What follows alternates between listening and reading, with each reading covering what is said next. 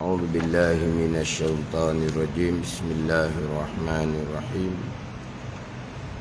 الحمد لله رب العالمين، والصلاة والسلام على سيد المرسلين وعلى آله وصحبه أجمعين. رب اشرح لي صدري ويسر لي أمري واحلل عقدة من لساني يفقه قولي. سبحانك لا علم لنا إلا ما علمتنا إنك أنت العليم الحكيم. ولا حول ولا قوة إلا بالله العلي العظيم. Kitab Minhajul Abidin, muka surat 10. Buka surat 10, baris yang ke-17. Baris yang ke-17 daripada atas. Baris yang ke-17 daripada atas.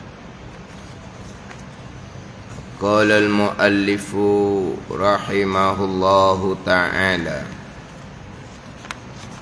wa nafa'ana bi'ulumihi amin. Kelima daripada 7 aqabah dalam kitab Minhajul Abidin, dinamakan Aqabatul Bawa'is. Aqabatul Bawa'is. Bawa'is ni yang mendorong atas mengerjakan amal ibadah, yang mendorong atas mengabdikan diri akan Allah Subhanahu wa ta'ala dengan mengerjakan suruhan Allah zahir dan batin, dan meninggalkan larangan Allah Subhanahu wa ta'ala zahir dan batin, yang menjadi ba'is, yang menjadi pendorong kepada mengabdikan diri akan Allah Subhanahu wa ta'ala dengan mengerjakan suruhan dan meninggalkan larangan zahir dan batin dengan khauf dan raja. Dengan khauf dan raja. Khauf, takut akan kemurkaan Allah Subhanahu wa ta'ala. Kemudian raja, harap akan rahmat, keampunan, dan harap akan kurniaan Allah Subhanahu wa ta'ala. Khauf dan raja lah yang menjadi ba'is, pendorong, pembangkit kepada mengabdikan diri akan Allah Subhanahu wa ta'ala dengan mengerjakan segala suruhan zahir dan batin, dan meninggalkan larangan zahir dan batin. Khauf dan raja. Kalau dalam kitab Penawar bagi hati, khauf dan raja duduk di sifat mahmudah yang kedua. Selepas bicara sifat mahmudah yang pertama, iaitu sifat taubah, diiringi dengan pembicaraan khauf, takut akan Allah Subhanahu wa ta'ala. Di dalam bicara khauf, di dalam bicara khauf itulah dibicarakan berkaitan dengan raja, harap akan rahmat, keampunan, harap akan kurniaan Allah Subhanahu wa ta'ala, takut akan kemurkaan Allah, dan harap akan rahmat dan keampunan Allah Subhanahu wa ta'ala. Yang mana dalam pembicaraan Aqabatul Bawa'is nanti, di aqabah yang kelima, agak panjang dalam kitab Minhajul Abidin, agak panjang pembicaraan khauf dan raja, agak panjang pembicaraan dia. Yang mana Imam Ghazali rahimahullah memulai tajuk pembicaraan khauf dan raja. Pembicaraan khauf dan raja, Aqabatul Bawa'is ni Kalau hak terjemahan Jawi ni dekat-dekat Musab 100 dah. Dekat-dekat Musab 100 lah. Aqabah yang kelima. Dekat-dekat Musab 90 berapa gitulah. Dekat-dekat Musab 100. Pembicaraan khauf dan raja di Aqabah yang kelima, Aqabatul Bawa'is, yang mana Imam Ghazali memulai dengan pembicaraan ini saya ada tanda Musab 97. Musab 97 Al-Aqabatul Khamisatu Wahia Aqabatul Bawa'is. Musab 97 hak terjemahan Syekh Daud Al-Fatani. Aqabah yang kelima iaitu Aqabatul Bawa'is. Imam Ghazali memulai Aqabatul Bawa'is dengan apabila betul bagimu jalan dan dimudahkan bagimu akan jalan ibadah. Dimulai gitu. Dimulai dengan apabila betul bagimu jalan. Jalan kena betul dahulu. Yang pertama jalan akidah. Jalan akidah kena betul.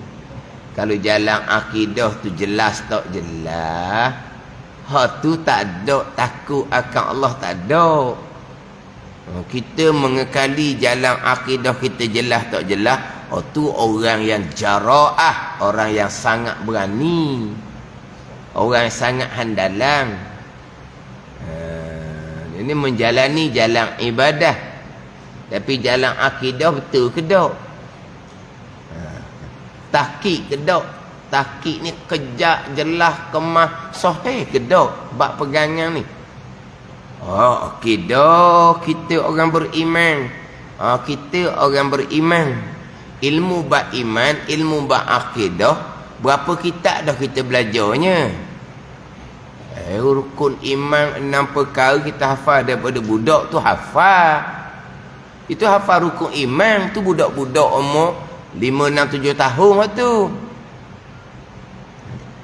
Ni kita ni yang kadang-kadang merasakan, mendakwa bahawa beriman dah. Tapi janganlah pula orang Islam berimanlah. Tu jauh sangat tu. Jauh sangat tu. Tak reti sangatlah kalau seumpama tu. Orang Islam berimanlah. Tak reti sangat-sangat. Islam, iman. Nak beza Islam, iman dan ihsan macam mana? Nak pergi pada maqam ihsan macam mana? Islam dengan iman tak boleh nak beza dah. Orang Islam pastilah beriman. Ni dalam ceramah ni. Ceramah ni dalam radio ni. Islam pasti beriman. Lega kita ni sebab memang kita orang Islam. Islam kita ambil mana? Warisi daripada ibu bapa. Taba'an li abawah dia panggil. Turut ibu bapa. Ibu bapa Islam, kita automatik Islam. Islam kita bermula daripada dalam perut mak tu Islam dah. Kalau 6 bulan ke atas meninggal dalam perut ibu, jenazahnya diuruskan sebagaimana orang Islam.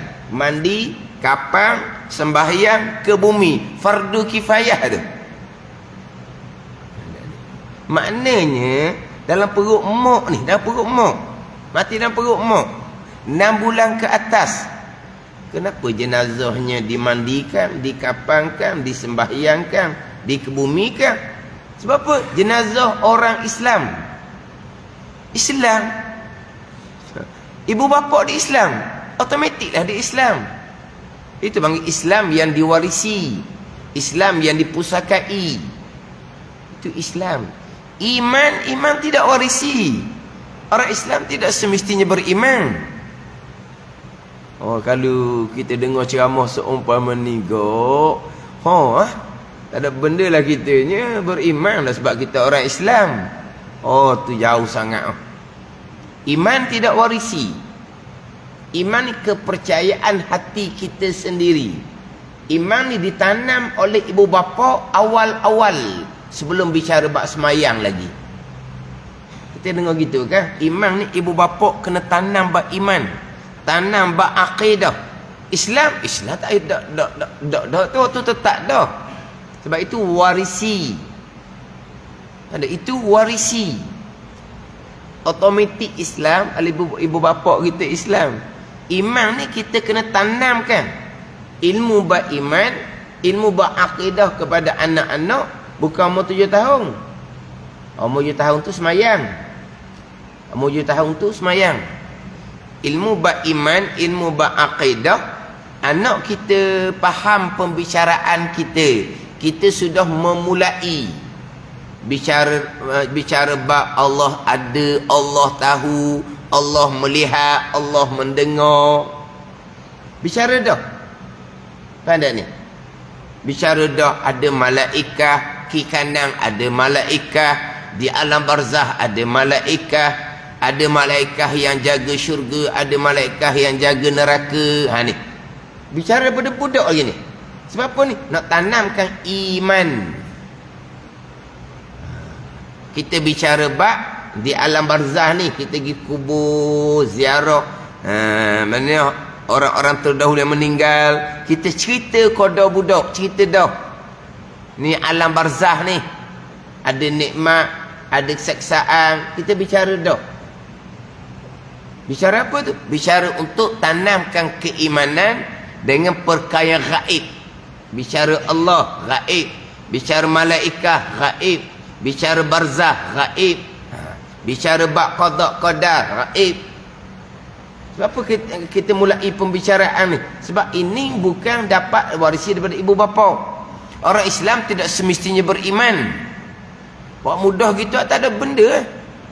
Sebab tu orang ni kadang-kadang perasan beriman. Alladzina amanu wa amilus solihat. Alladzina amanu beriman. Kena kemah molek biar sahih jalan iman tu. Kena kemah, kena sahih molek jalan iman. Tambahan pula sekarang Imam Ghazali menyatakan terdahulunya perjalanan agama sudah terkebelakang. Imam Ghazali kata perjalanan agama sudah terkebelakang. Imam Ghazali mulai bicara dahulu. Dia maksud apa dahulu? Bicara bab kita ni hamba yang lemah. Kita hamba yang lemah. Kemudian masa pula, masa itulah agama sudah terundur ke belakang. Dahulu bicara dalam keadaan kita pula, Imam Ghazali kata masa lapangnya adalah terhad. Kita ni sibuk dengan kehidupan. Kita sibuk dengan kehidupan yang mana masa kita singkat. Masa kita tu singkat.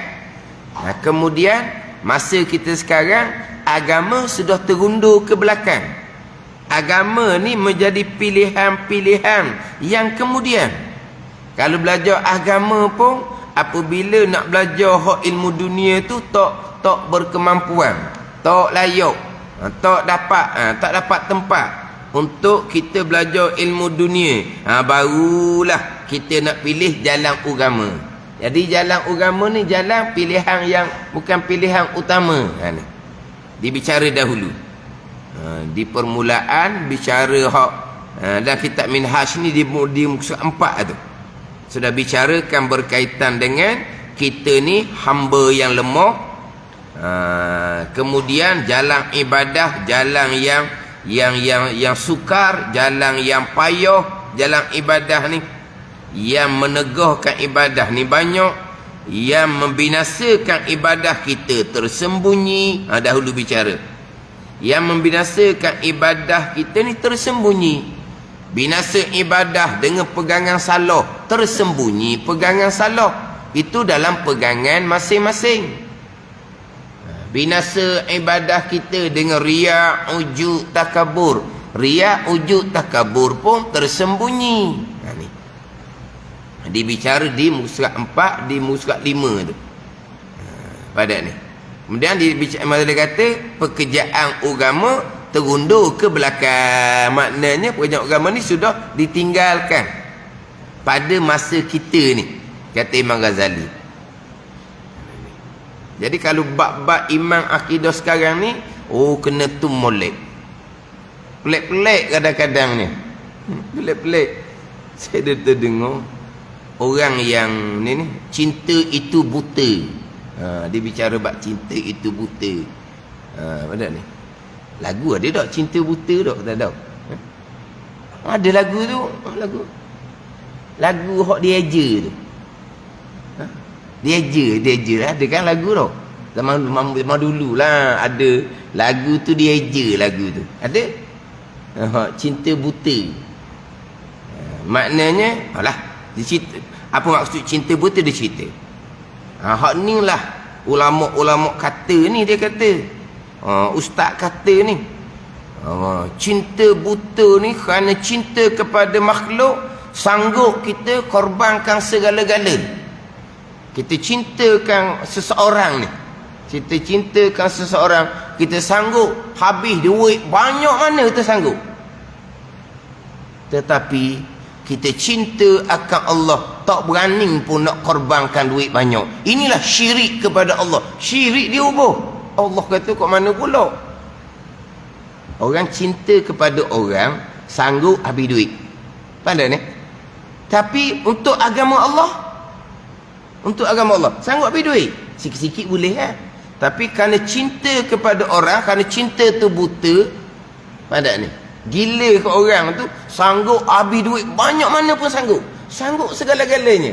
Kerana cinta tu buta, gila pada orang. Tapi untuk agama Allah, kita cinta agama, kita korbankan waringit kita. Tak, sayang. Maknanya kita cinta makhluk lebih daripada cinta agama Allah. Syirik dibubuh. Allah kata. Dia tu.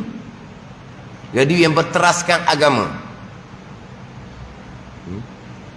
Turun ni. Memanglah kita ni, kerana bini, kerana anak, nak apa pun sayang, beri. Habis duit untuk anak bini. Sebab apa begitu? Sayang kan anak bini. Nak apa pun beri belaka. Tapi untuk agama, gitu. Tadi lah, ni dah cerita lah untuk anak bini tu. Dia cerita hak cinta permulaan sebelum berkahwin tu lah. Tapi kalau nak cerita bab cinta kepada selain Allah, memanglah sayang, cinta kepada anak bini, sanggup habis duit. Tuan diri tu dah apa nak ada duit mana mana tuan diri tu maknanya orang kata paak kaak ke orang kata kodok-kodok je. Lepas tu duit semuanya anak bini. Sebab apa? Sebab sayang sangat-sangat kepada anak bini, sayang ke keluarga. Mana diri sendiri pun kodok-kodok je. Tapi sayang kepada anak bini, sanggup korbankan segala-gala. Tapi untuk agama, tapi tadi dia kata hak ni tak ada anak-anak laginya. Tapi oleh kerana cinta pada seseorang, sanggup habis duit banyak mana sekalipun. Tapi untuk Allah, tak sanggup habis duit. Tu syirik kepada Allah Subhanahu wa ta'ala. Syirik dia bubuh. Apa benda nak cerita? Tapi dia kata ini ulama yang bicara. Ulama mana tak tahulah. Ulama ke ustaz ke, dia kata gitulah. Inilah ulama kata ni, ataupun dia kata inilah ustaz kata ni. Kerana cinta buta, syirik kepada Allah. Maksud dia gitu. Dia tak kata dia kata ulama kata, ataupun dia kata ustaz kata gitulah. Ini contohnya kerana cinta buta, sanggup syirik kepada Allah. Sebab apa? Sebab untuk selain Allah, manusia yang dicintai ini sanggup habis segala-galanya. Tapi untuk agama Allah, sayang. Itu syirik kepada Allah. Kata mainan pelik-pelik orang sekarang ni. Dah radio tu, radio berapa juta dengar. Radio pula berteraskan agama.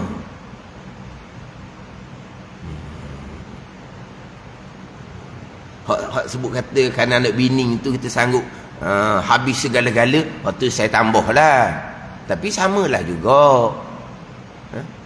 Kerana sayang ke bini, kerana sayang ke anak, bini minta apa, beri. Anak minta apa, beri. Sebab apa? Sayang kepada bini, sayang kepada anak. Tapi sayang kepada agama, sanggup habis duit. Sayang ke bini, beri segala-gala. Sayang ke anak, anak minta apa, beri segala-gala. Tapi sayang untuk agama, sanggup beri segala-gala. Apa ada ni? Memanglah lebih utamakan selain Allah daripada agama Allah. Tu alamat orang yang lemah iman dia. Tapi jangan letak syirik.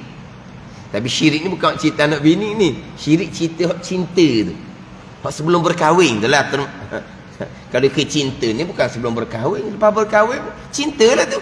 Cinta, kasih sayang kepada anak bini samalah juga. Maknanya cinta, kasih sayang kepada selain daripada Allah.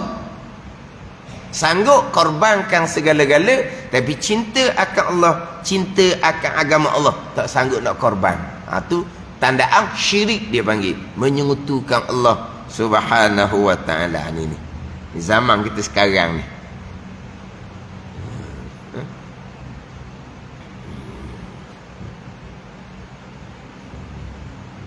Jadi sekarang ni bicara bab-bab halu-halu sedikit tu kadang-kadang kita dengar takut. Sebab perkara tu perkara yang perlu didetailkan, dihalusi. Tapi kadang-kadang perkara tu dikemukakan kemudian dibiarkan. Dibiarkan seolah-olahnya faham-faham sendirilah. Begitu barangkali. Oh tu kok. Ni kadang-kadang kita belajar sangat sifat 20. Tapi pemahaman kita tu tak capai mana. Kita belajar sifat 20 kan. Sifat harus bagi Allah kan. Harus Allah mengada dan meniadakan tiap-tiap mungkin. Harus akal kita boleh terima. Apa yang Tuhan nak lakukan, akal boleh terima. Harus pada akal. Harus pada akal. Orang yang beriman, beramal soleh, Allah letak ke dalam neraka.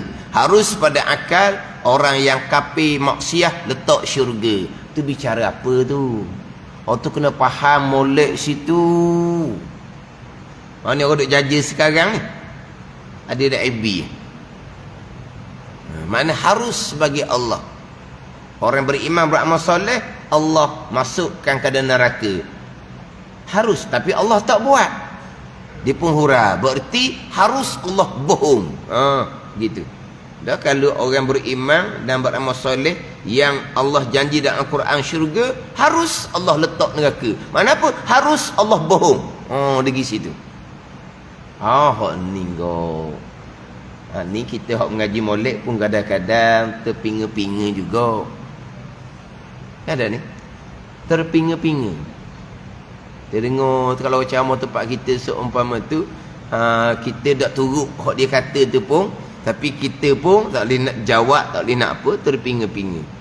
Dah kita mengaji harus ni, harus Allah. Hak dia belaka. Lepas tu Quran janji, tu bicara bab hukum syarak, hak bicara bab selapis lagi. Bila Quran janji orang beriman dan beramal soleh syurga, maka Allah Ta'ala mustahil Allah memukiri janji. Innallaha la yukhliful mi'ad. Allah Ta'ala tidak akan memukiri janji. Memukiri janji itu sifat kekurangan bagi Allah. Mustahil atas Allah. Dan tadi kata harus orang yang beriman beramal soleh Allah masukkan neraka. Itu bicara hukum asal, bukan tilik pada ayat Al-Quran. Tilik pada ayat Quran, Quran janji macam mana. Itu yang akan dilakukan oleh Allah Subhanahu wa ta'ala. Harus ni sikit akal kita boleh terima. Hak dia belaka. Beriman, qada Allah. Amal soleh, qada Allah. Hak dia belaka. Akhirat nak buh mana? Syurga hak Allah Ta'ala. Neraka hak Allah Ta'ala. Allah nak buh mana? Kepada dia lah hak dia. Lepas tu dia beriman tu. Beriman mari mana? Qada. Ya amal soleh mari mana? Qada. Kita hakikinya la haula wala quwata illa billah. Lepas tu Allah nak letak mana? Hak dia. Kita pun tilik kepada Al-Quran beritahu macam mana. Tu naik selapis lagi. Maka apa Al-Quran cerita mustahil tidak berlaku, wajib berlaku sebagaimana Al-Quran cerita. Tu naik selapis lagi. Hak tadi harus tu hak bicara asal. Hak ni pun ni hak dalam kitab Al-Misbahul Munir tu.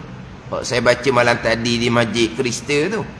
Dalam bab ni dan kita Al-Misbahul Munir, almarhum Baba Zik menyatakan bahawa terkadang orang-orang yang tidak disangka-sangka pun salah pemahaman. Kata almarhum Babazi, pengarang kitab Al-Misbahul Munir, mertua kepada Tuan Guru Baba Ismail Sepanjang. Ada ni. Dia kata terkadang orang yang tidak disangka-sangka pun salah pemahaman dalam bab ni. Siapa yang tidak disangka-sangka? Orang agama lah. Kalau kita ni dengar terpinga-pinga, tu memang orang sangka dah. Tiba-tiba pandai kita. Tidak disangka-sangka Haji pandai. Kalau macam kita ni, pandai tu tidak disangka-sangka lah. Hak ni orang yang tidak disangka-sangka kena jahil juga dalam bab ni. Siapa yang tidak disangka-sangka? Orang agama lah. Ini timbul tadi ni. Harus akal apa semua tu kena bicara molek. Badak ni. Kadang-kadang hak ngaji 420 pun belum tentu lagi boleh bahagi molek tu. Hukum akal zati, hukum akal aridi, dia panggil hukum syarak. Wajib pada syarak, harus pada syarak, mustahil pada syarak. Bukan hukum syarak, wajib, sunat, harus, haram, makruh. Itu dalam usul fiqh tu. Itu hukum syarak taklifiyah yang 5. Itu bicara lain tu. Ni pun kita tukar bimbo. Orang aliran agama pun tukar bimbo. Tapi dikemukakan. Lepas tu dibiarkan. Tidak ada penjelasan. Sekarang ni kan langit terbuka kan. Dikemukakan dalam FB WhatsApp, kemudian dibiarkan. Tidak ada penjelasan yang kemah. Lepas tu macam mana? Ini bab akidah, bab pegangan. Nak pastikan betul jalan kita tu. Betul jalan dahulu. Barulah pergi kepada khauf dan raja. Pergi pada khauf dan raja. Kalau jalan akidah pun tak tahqiq, tak kejak, tak kemah, tak pasti. Lepas tu dalam bab amalan kita pula, semayang puasa kita, dalam bab hati kita biar betul jalan tu. Kemudian bila dipermudahkan jalan ibadah, nak dipermudahkan jalan ibadah, bertaubat. Sebab dosa-dosa itulah yang menekan kita daripada kita memperbanyakkan amal-amal yang sunat. Dosa kita itulah yang menekan kita, yang memberatkan kita pada melakukan amal-amal yang sunat. Apabila sukar kita untuk bangun malam, bila sukar kita untuk melakukan amal-amal ibadah sunat, itu tandaan kita dibelenggu oleh dosa-dosa kita. Dosa tu yang membelenggu kita, dosa tu yang menekan kita daripada memperbanyakkan amal-amal yang sunat. Jadi nak lacur perjalanan ibadah, dia kena taubah molek. Tapi dimulai dengan apabila betul bagimu jalan. Hak permulaan, hak pembicaraan, hak akabah yang kelima, akabatul bawais di muka surat 97. Bila betul bagimu jalan. Hak tu nombor 1 lah, hak ilmu. Terutama sekali hak jalan akidah. Bicara bab ayat-ayat mutasyabihah sekarang ni. Bicara bab ayat-ayat yang mutasyabihah. Golongan-golongan yang menyabitkan tempat bagi Allah Subhanahu wa ta'ala. Allah bertempat. Sekarang ni timbul. Allah bertempat ni semua dah timbulnya. Sampai sekarang lah. Dalam FB, dalam sedutan-sedutan pengajaran, menyabitkan tempat bagi Allah Subhanahu wa ta'ala. Dan dikatakan inilah akidah ulama-ulama salaf. Ulama-ulama terdahulu menyabitkan tempat bagi Allah. Allah bertempat atas arasy. Ulama khalaf saja yang menafikan tempat bagi Allah. Dia dengar pun cengang pula kitanya. Lepas tu dia pun datangkan hujah-hujah. Kalau Allah tidak bertempat atas arasy, apa perlu Nabi Mi'raj untuk bertemu dengan Allah Subhanahu wa ta'ala? Sekarang Nabi Mi'raj naik sampai ke langit yang ketujuh, naik sampai ke Sidratul Muntaha, sampai ke Hadrat Kursi. Atas langit yang ketujuh Nabi naik. Sampai di Sidratul Muntaha, berpisah Nabi dengan Jibril alaihissalam. Jibril tak boleh naik dah. Nabi terus naik ke atas untuk berjumpa, bercakap, melihat akan Allah Subhanahu wa ta'ala. Itu dalil Allah berada di atas langit tu. Kalau Allah tidak ada atas langit, apa perlu Allah Nabi Mi'raj untuk berjumpa, bercakap dan melihat akan Allah Subhanahu wa taala. Terdengar, ya sungguhlah.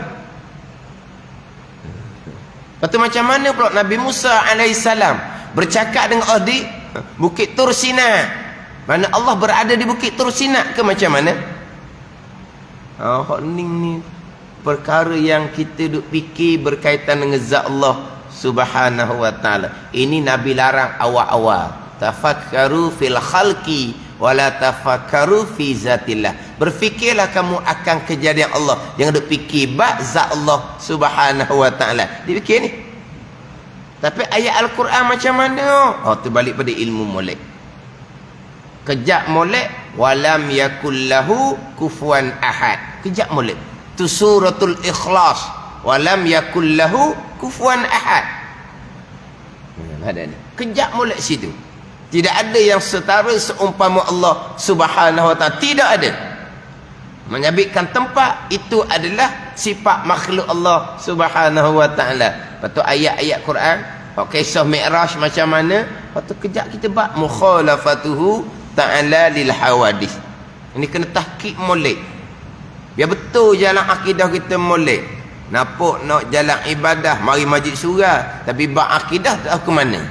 Mari pengajaran terpesong pun kita tahu ke mana. Nak timbul khauf dan rojak macam mana. Takut akan Allah macam mana. Pegangan tak betul. Pegangan tak betul ni orang berani dengan Tuhan. Nak harap akan rahmat Allah, kurnia Allah macam mana. Kalau akidah terpesong, tak ada harapan. Tertutup harapan. Tertutup rahmat dan keampunan Allah kalau berpegang dengan akidah yang terpesong. Tidak ada harapan.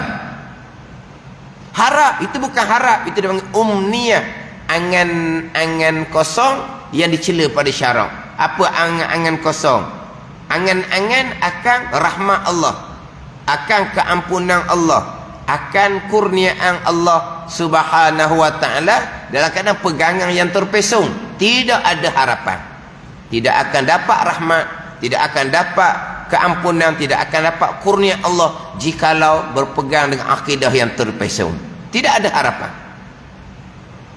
Jadi nak takut akan Allah, nak harap akan rahmat Allah, biar betul jalan tu permulaan. Jalan akidah kena betul, amal ibadah kita dengan ilmu, rokok sujud kita dengan ilmu, ilmu fiqh zahir, rokok sujud kita serta hati kita tunduk kepada Allah. Bukan rokok sujud tapi hati yang takabur. Zahirnya rokok, syarat rokok hukum fiqh cukup. Zahirnya sujud, syarat sujud hukum fiqh cukup. Tapi hati sujud tak kepada Allah. Hati sombong, takabur. Ni tak ada harapan seumpama ni. Pada ni jalannya tak betul. Walaupun rokok sujud hukum fiqh betul, tapi hati tak betul. Riya, ujub, takabur, hasad. Lepas tu zahir rokok sujud hukum fiqh comel, tapi berhati orang rokok sujud serta hati riya, ujub, takabur, itu orang takut akan Allah. Ada ni syaitan sombong dia, tak ada. Sujud sekali pun tak ada. Tapi manusia ni dengan kesombongan dia punya lakonan tiap-tiap rakaat sujud kepada Allah 2 kali. Punyalah lakonan syaitan pun ni kagum seumpama tu. Tu manusia lebih hebat daripada syaitan. Lebih hebat daripada iblis. Iblis tidak pernah mengaku Tuhan. Tapi ini Firaun mengaku Tuhan. Ada ni. Azazil iblis tu sombong, tak tunduk. Manusia ni rupanya tunduk, rokok, sujud berulang-ulang dalam sembahyang. Tapi hati sifat iblis, sifat Azazil. Ini orang takut akan Allah. Pada ni. Batulah nak takut akan Allah, nak harap akan rahmat Allah, betul jalan. Hak ni lah hak jalanan kita Minhajul Abidin. Kita ambil molek hak jalanan kita Minhajul Abidin, barulah kita betul perjalanan minhaj, perjalanan abidin, orang yang mengabdikan diri akan Allah. Minhajul Abidin ila jannati rabbil alamin. Itu nama asal, nama penuh. Nama pendek minhaj, nama penuh Minhajul Abidin ila jannati rabbil alamin. Perjalanan orang yang mengabdikan diri akan Allah kepada syurga bagi Tuhan sekalian alam. Ini perjalanan orang yang mengabdikan diri ke Allah. Ni satu peringkat untuk perjalanan orang yang mengabdikan diri akan Allah. Bukan perjalanan orang yang berpura-pura di hadapan Allah Subhanahu wa taala. Itu orang yang sangat berani dengan Allah Subhanahu wa taala. Itu hanya orang yang nak menzahirkan kebaikan di pandangan manusia sahaja. Tapi dia mengaku dia takut, tak takut. Nak takut, innama yakhsyallaha min ibadihil ulama. Tuhan kata, orang yang takut akan Allah di kalangan orang-orang yang berilmu. Orang yang berilmu lah orang yang takut akan Allah Subhanahu wa taala. Orang yang mengekali kejahilan, orang yang sangat berani. Sebab mengekali kejahilan itu dosa yang besar, yang dicatat oleh para malaikat setiap saat. Itu panggil orang takut kepada Allah. Orang berjudi, minum arak, orang takut ke Tuhan? Pasti kita kata orang tak takut ke Tuhan. Dah berjudi dosa besar, berani buat. Minum arak dosa besar, berani buat. Berzina dosa besar, berani buat. Takut akan Allah macam mana gitu? Tapi orang berjudi, minum arak, berzina, ada time dia. Malaikat catat dosa besar. Tetapi orang yang mengekali jahil fardu ain, malaikat catat dosa besar setiap saat. Ada ni. Orang berjudi, mereka catat dosa besar. Tapi berjudi ada masa dia. Minum arak, malaikat catat dosa besar. Minum arak ada masa dia. Malam minggu ke, malam gaji ke, wallahualam lah. Tak, malam minggu ke, malam gaji ke, gitulah. Dia minum arak, maka malaikat catat dosa besar. Tapi orang berjudi, minum arak, berzina ni, kita kata orang ni orang tak takut ke Tuhan. Betul? Lebih lagi tak takut ke Tuhan orang yang mengekali jahil fardu ain. Itu lebih tak takut ke Tuhan. Sebab apa? Malaikat catat dosa besar setiap saat. Itu dosa besar kerana jahil ilmu fardu ain. Dosa besar akidah salah. Dosa besar sembahyang tak betul. Dosa besar riak, ujub, takabur, yang hatinya sentiasa dengan riak, ujub, takabur. Tak kira masa mana, dengan sifat riak, ujub, takabur, bawa dalam sembahyang. Dengan sifat riak, ujub, takabur, bawa dalam bulan Ramadan. Dengan dosa besar riak, ujub, takabur, bawa ke tanah haram Mekah dan Madinah. Orang berjudi minum arak, dalam semayang tak ada berjudi minum arak. Dalam bulan Ramadan mungkin slow sikit lah berjudi minum arak. Pergi Mekah, kalau dia duduk Malaysia ni berjudi minum arak, pergi Mekah, dia tinggal lah sekejap berjudi minum arak tu. Ada ke orang berjudi minum arak pergi Mekah? Wallahualam lah. Tapi kalau dia pergi Mekah sungguh pun dia tinggal judi minara. Ke dia bawa alat berjudi dia pergi Mekah? Tak ada. Dia tinggal dosa besar. Tapi orang riak, ujub, takabur, bawa sampai Mekah. Pada ni. Ni. Hak ni dosa besar ba'amal pula. Dosa besar jahil fardu ain macam mana? Ni takut akan Allah. Tak ada. Orang ni harap akan rahmat keampunan Allah. Tak ada harapan. Tak ada. Tertutup. Nak takut akan Allah, nak harap akan rahmat Allah, betul bagimu jalan, kata Imam Ghazali rahimahullah. Barulah pergi kepada pembicaraan takut dan harap, pembicaraan yang agak panjang dalam kitab Minhajul Abidin. Nak mendorongkan takut akan Allah dan nak mendorongkan harap akan rahmat Allah, didatangkan ayat-ayat Al-Quran. Untuk mendorong takut dan harap akan Allah, didatangkan macam mana af'alullah, perbuatan Allah kepada segala hamba Allah Subhanahu wa ta'ala. Sebab antara khauf dan harap ni dikena letak jalan adil, jalan tengah molek, letak jalan adil. Sebab kalau takut bersangatan, putus asa nanti daripada rahmat Allah. Kalau harap berlebihan, akhirnya akan jadi berani aman. Kita akan beriman, orang beriman susah syurga. dia akan jadi sangat berani. Sebab apa? Orang beriman masuk neraka pun akhirnya ke syurga juga. Oh, dia sedap cakap. Ada ni. Orang apa ni? Harap tu lebih sangat. Dia kena seimbang antara khauf, takut dan juga rajak. Nak seimbang tu macam mana? Comel. Hak pembicaraan hak dalam kitab Minhajul Abidin, hak Aqabah yang kelima, Aqabatul Bawa'is. Kelimanya dinamakan Aqabatul Bawa'is, keenamnya dinamakan Aqabatul Qawadih, ketujuhnya dinamakan Aqabatul Hamdi Wasyukri. Wallahu a'lam. Bismillahirrahmanirrahim. Alhamdulillahirabbil alamin. Wassalatu wassalamu ala sayyidil mursalin wa ala alihi wa sahbihi ajma'in. Allahumma iftah alaina futuhal arifin. Allahumma allimna ilma akadamin wa fahimna famas sabiqin warzuqna ruqat talibin. Allahumma zidna ilman wa alhiqna bis salihin. Wa sallallahu ala sayyidina Muhammadin wa ala alihi wa sahbihi wa sallam. Walhamdulillahi rabbil alamin.